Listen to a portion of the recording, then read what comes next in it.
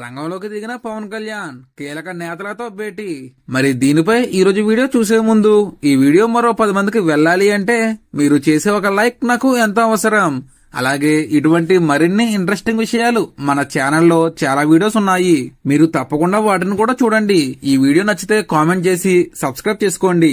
ఇంకా ఏమాత్రం లేట్ చేయకుండా వీడియోలోకి వెళ్దాం.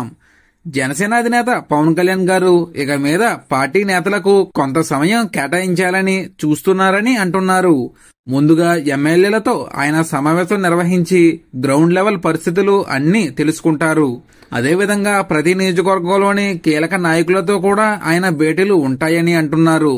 దీనివల్ల ఆయనకు చాలా వరకు గ్రౌండ్ లెవెల్ విషయాలు తెలుస్తాయని అంచనా వేస్తున్నారు.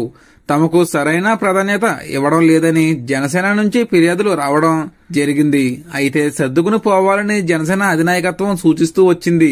అయితే సర్దుకుపోవడం మాట అటుంచి సైలెంట్ అవుతోంది కేడర్.